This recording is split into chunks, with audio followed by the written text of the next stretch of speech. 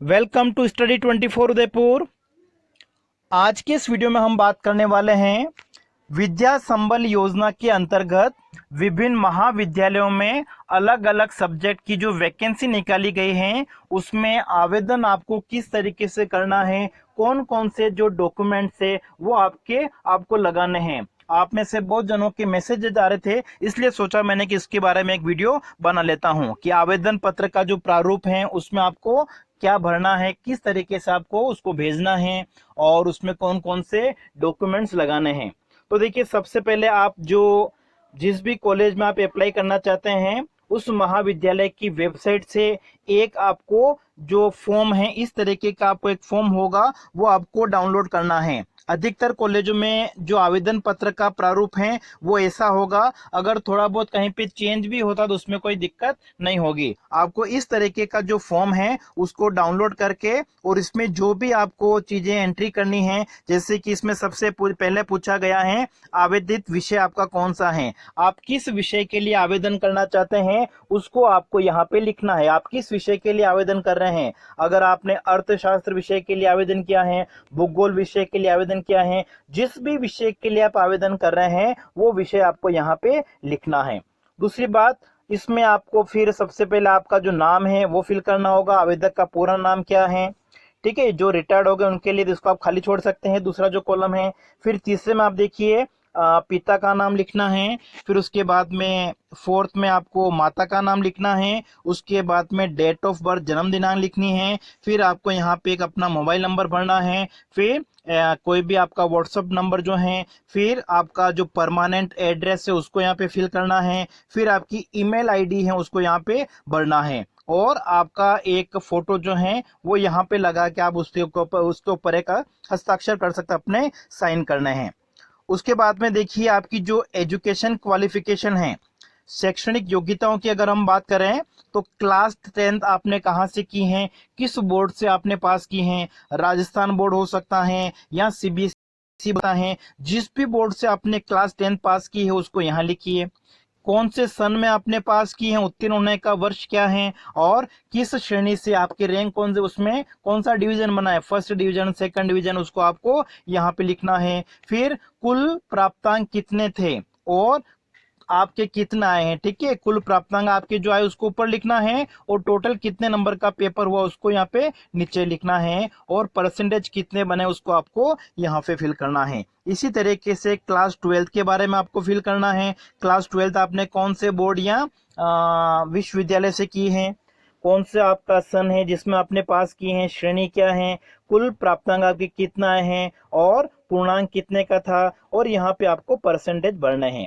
फिर उसके बाद में आपकी जो ग्रेजुएशन हुई है, ठीक है, ग्रेजुएशन आपकी बीए हो सकती हैं, बीएससी हो सकती हैं, बीकॉम हो सकती हैं। तो जो भी आपका स्नातक है, आपने किस यूनिवर्सिटी से पास किया है उसको यहाँ पे लिखना है। कौन से वर्ष में आपने उत्तीर्ण किए, मतलब थर्ड ईयर की जो मार्कशीट होगी आपकी उसमें ये सारा आपको मिल जाएगा। ठीक है, जब भी आपने थर्ड ईयर उत्तीर्ण किए है वो वाला वर्ष यहाँ पे भरना है। कौन सा डिवीजन है, कितने नंबर आए आपके तीनों साल में मिला के, और पूर्णांक कितने था और परसेंटेज कितने हैं। फिर इसके बाद में अधिस्नातक मतलब पोस्ट ग्रेजुएशन, स्नातकोत्तर, एमए, एमएससी, एमकॉम के बारे में आपको यहाँ पे डिटेल्स भरनी है। फिर अगर आपने एमफिल कर रखी है तो यहाँ पे आपको डिटेल्स भरनी है, अगर नहीं है तो आप इसको खाली छोड़ सकते हैं। पीएचडी अगर आपने कर रखी है तो कौन सी यूनिवर्सिटी से कर रखी है, कब आपने की है, किस ईयर में आपने पास की, उसको यहाँ पे आपको लिखना है।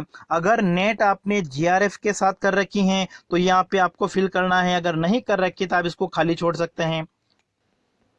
फिर लास्ट कॉलम आपका है कि आपने अच्छा 8th कॉलम आपका, इसमें आपने यूजीसी नेट जो कर रखी है, ठीक है, तो यहाँ पे आपका यूजीसी आ जाएगा। कौन से सन में आपने पास की उसको आपको यहाँ पे लिखना है।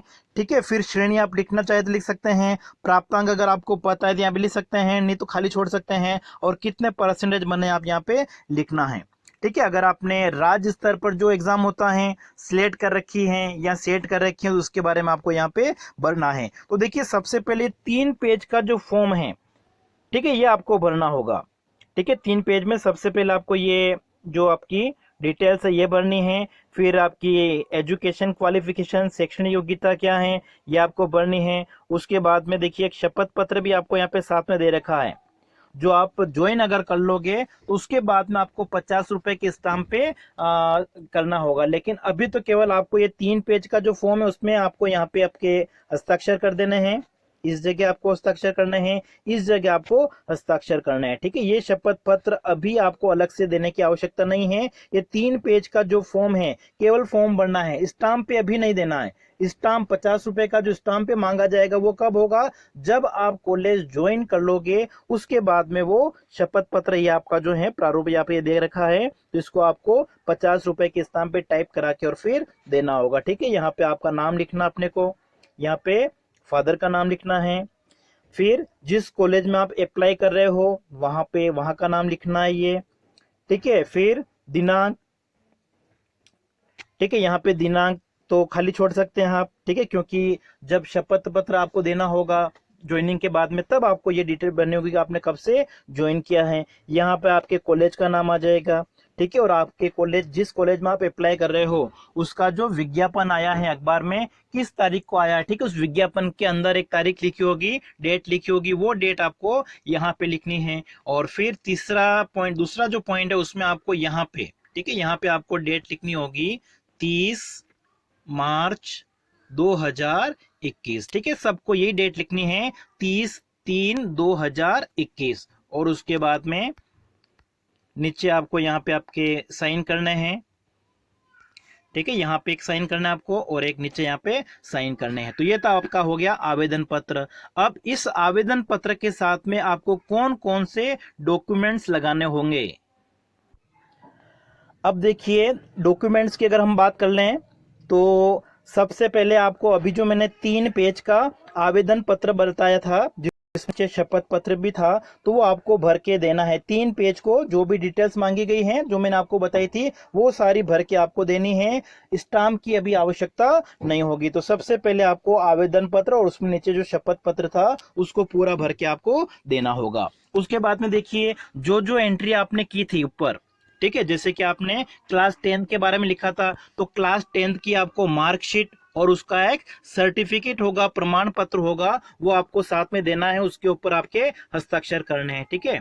फिर क्लास 12 का जो मार्कशीट है, सर्टिफिकेट है, आपका जो प्रमाण पत्र है वो दोनों देने होंगे, ठीक है। क्लास 12 की मार्कशीट भी देनी है, अंक तालिका भी देनी होगी और उसका जो सर्टिफिकेट होता है दोनों के ऊपर जो फोटोकॉपी आप कराओगे ओरिजिनली भेजने हैं, उन सब की आपको फोटोकॉपी भेजनी है, उसके ऊपर आप अपने खुद के हस्ताक्षर कर देना, ठीक है। फिर 12th के बाद में अगर हम देखें तो आपने जो ग्रेजुएशन की है, ठीक है, अगर आपने बीए कर रखी है, बीकॉम कर रखी है, बीएससी कर रखी है तो first year, second year, third year तीनों की मार्कशीट, और थर्ड ईयर पास करने के बाद में आपको जो डिग्री मिली होगी, जो सर्टिफिकेट मिला होगा, प्रमाण पत्र मिला होगा, वो भी आपको साथ में अटैच करना है, वो भी साथ में आपको लगाना होगा। तो ये हो गया ग्रेजुएशन का। फिर उसके बाद में पोस्ट ग्रेजुएशन की अगर हम बात करें, मास्टर डिग्री की, तो अगर आपने एमए कर रखी है, एमकॉम कर रखी है या एमएससी कर रखी है तो दोनों साल के जो सर्टिफिकेट होंगे, ठीक है, MA, MCom, MSc, previous year और फाइनल ईयर की मार्कशीट और इसका जो सर्टिफिकेट होगा, प्रमाण पत्र होगा, डिग्री जो होती हैं उसकी फोटोकॉपी आपको साथ में लगानी होगी।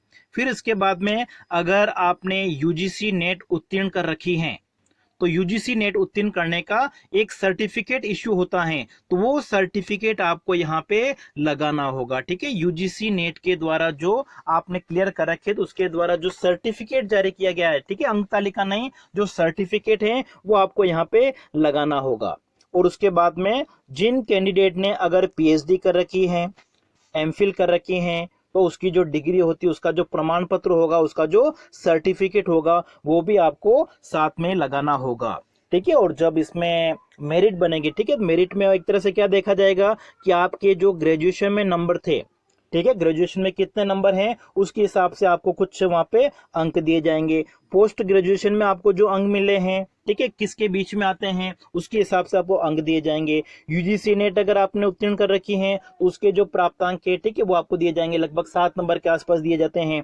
पीएचडी अगर आपने कर रखी है तो पीएचडी के 25 नंबर जो हैं, ठीक है, वो आपको मिलेंगे। मतलब इस हिसाब से क्या होगा, अलग अलग आपकी क्लासों में जो आपके परसेंटेज बने हुए हैं, ठीक है, जो आपके मार्क्स आए हैं उसके हिसाब से अंक दिए जाएंगे। अगर आपने कोई रिसर्च पेपर पब्लिश कर रखा है तो उसके भी 2 नंबर के आसपास ऐसे कुछ अंक दिए जाएंगे, और उस आधार पर क्या होगा, मेरिट बनेगी। और मेरिट के हिसाब से जो फर्स्ट होगा उसको सबसे पहले एक तरह से बुलाया जाएगा, ठीक है। अगर वो ज्वाइन नहीं करता तो उसकी जगह फिर दूसरे को मौका दिया जाएगा।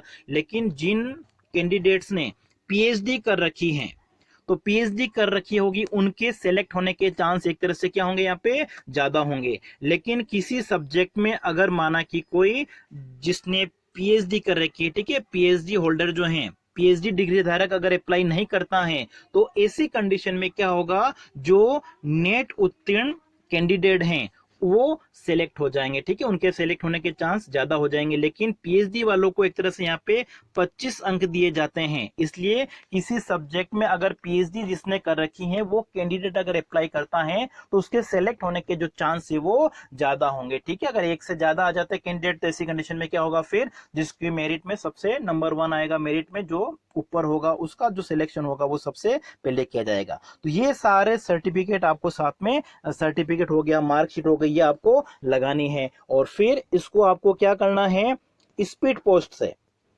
ठीक है, स्पीड पोस्ट कर दीजिए। ऊपर आप महाविद्यालय का एड्रेस लिखिए, जिस महाविद्यालय में आप अप्लाई कर रहे हैं उस महाविद्यालय का एड्रेस हो जाएगा, जैसे कि प्राचार्य, फिर कॉलेज का जो भी नाम है, राजकीय महाविद्यालय, ठीक है। उसके बाद में स्थान का नाम उदयपुर जो भी है, ठीक है, उसका आ जाएगा साथ में, और आपको स्पीड पोस्ट कर देना है। अगर स्पीड पोस्ट अगर आप नहीं करते हैं तो आप चाहें तो खुद कॉलेज में जाके भी आप इस जो आपका ये आवेदन पत्र है वो जमा करा सकते हैं, और कॉलेज में जमा कराने के बाद में वहां से आप इस जमा करने की जो रिसिप्ट है वो जरूर लीजिए साथ में, ठीक है। आप खुद जाके अगर जमा कराते हैं, नहीं तो आपको रजिस्टर्ड डाक जो है उसी से आपको भेजना है, तो वो आपके लिए अच्छा रहेगा। अच्छा, इसमें कुछ कैंडिडेट ने पूछा था कि जो विज्ञापन आया था उसकी फोटोकॉपी आपको इसमें नहीं लगानी, ठीक है। विज्ञापन की जो प्रति अखबार में आई है उसकी फोटोकॉपी लगाना आवश्यक नहीं है, ठीक है। आपका जो आवेदन पत्र है 3 पेज का वो आपको भरना है सबसे पहले, ठीक है। जो आवेदन पत्र आपका है, एप्लीकेशन फॉर्म जिसको हम कहते हैं, 3 पेज का है, ठीक है, इसको आपको भर के देना है। फिर उसके बाद में आपकी class 10th 12th graduation, post graduation की जो मार्कशीट हैं, डिग्री हैं, और उसके बाद में नेट का जो सर्टिफिकेट होता है, और पीएचडी अगर कर रखी है, एमफिल अगर कर रखी है तो, ठीक है। अगर केवल आप नेट कर रखी हैं तो भी आप अप्लाई कर सकते हैं, केवल आपने पीएचडी कर रखी है तो भी अप्लाई कर सकते हैं, नेट और पीएचडी दोनों अगर आपने कर रखी हैं तो भी आप एलिजिबल हैं, अप्लाई कर सकते हैं। लेकिन जिन्होंने नेट नहीं कर रखी, यूजीसी नेट और पीएचडी भी नहीं कर रखी हैं, तो वो यहाँ पे अप्लाई नहीं कर सकते हैं। तो आपके जो सारे डाउट्स है वो क्लियर हो चुके होंगे। और एक बात इसमें है कि आप अगर एक से ज्यादा कॉलेज में अगर अप्लाई करना चाहते हैं तो सभी कॉलेज के लिए आपको आवेदन पत्र जो है वो अलग अलग करना होगा। जैसे कि एक जिला है, उदयपुर जिला है, तो उदयपुर जिले का जो नोडल कॉलेज होता है उसमें अगर आप अप्लाई करते हो या दूसरे कॉलेज में अप्लाई करते हो तो हर एक कॉलेज के लिए आपको अलग अलग अप्लाई करना होगा। चाहे वैकेंसी अगर किसी एक कॉलेज के द्वारा, जो नोडल कॉलेज होता है उसके द्वारा अगर निकाली गई है, उसके अंडर में 3-4 कॉलेजों की अगर उन्होंने वैकेंसी एक साथ निकाल रखी हैं और सब जगह आप अप्लाई करना चाहते हो, तो उसके लिए क्या होगा, आपको एप्लीकेशन फॉर्म जो है वो अलग अलग आपको भर के देना होगा। और उसमें किसी प्रकार की कोई फीस आपको नहीं देनी है, बस ये जो फिल आपका जो फॉर्म है, साथ में आपके जो सर्टिफिकेट हैं, अंक तालिकाएं हैं, वो आपको लगा कि आपको कॉलेज में आप खुद जाके देख सकते हैं, या फिर ईमेल नहीं करना आपको, ठीक है, आप खुद जाके दे सकते हैं, या फिर बाय पोस्ट आप भेज सकते हैं, ठीक है। लेकिन ध्यान रखिएगा इसमें कि जो लास्ट डेट है उसका भी ध्यान रखिएगा, ठीक है। आपका जो आवेदन पत्र है वो लास्ट डेट से पहले पहले पहुंच जाना चाहिए। स्पीड पोस्ट अगर आप करोगे तो भी उसमें नॉर्मली अगर थोड़ा सा दूर होता है तो लगभग 3 से 4 दिन लग जाते हैं, मिनिमम टाइम लगते हैं। वर्किंग डे का ध्यान रखना है, बीच में अगर कोई किसी प्रकार की छुट्टी आ रही अगर है तो ऐसी कंडीशन में आप खुद अगर जा सकते हैं तो खुद जाके आप वहां पे जमा करा सकते हैं।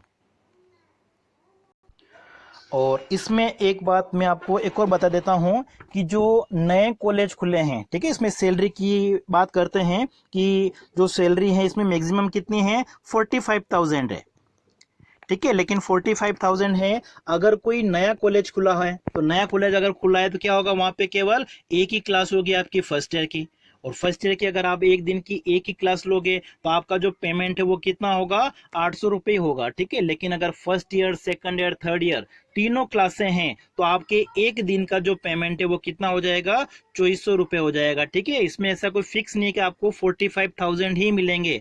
आपकी जो क्लासें हैं, जितनी आपने क्लासें ली हैं उसके हिसाब से होगा। ये तो मैक्सिमम लिमिट है। अगर फर्स्ट ईयर की आप एक महीने में 20 क्लास लेते हो, केवल फर्स्ट ईयर, अगर कोई नया कॉलेज खुला है तो वहां पे माना कि एक महीने में 20 दिन क्लासेस चली हैं, तो 20 दिन का मतलब आपका क्या होगा, 20 इंटू एक क्लास का आपको कितना मिलेगा, 800 रुपए। तो ये आपके कितने हो जाएंगे, 16,000 रुपये हो जाएंगे। इसका मतलब कि जहाँ पे जो नए कॉलेज हैं वहां पे केवल एक क्लास ही होगी तो वहां पे आपको इतना फायदा नहीं होगा, ठीक है। लेकिन जो पुराने कॉलेज हैं जहाँ पे तीनों क्लास हैं, first year, second year, third year, तो वहां पे अप्लाई करना एक तरह से आपके लिए क्या होगा, थोड़ा ठीक रहता है, ठीक है। और बाकी 3 क्लास अगर आप लोगे तो कॉलेज में आपको 3 घंटे देने पड़ेंगे। अगर आपके क्लास एक ही जो नए कॉलेज खुला है तो उसमें केवल आपको एक क्लास के लिए 1 घंटे के लिए आपको जाना होगा, ठीक है। इसलिए उसमें पेमेंट भी क्या है, थोड़ा कम होगा।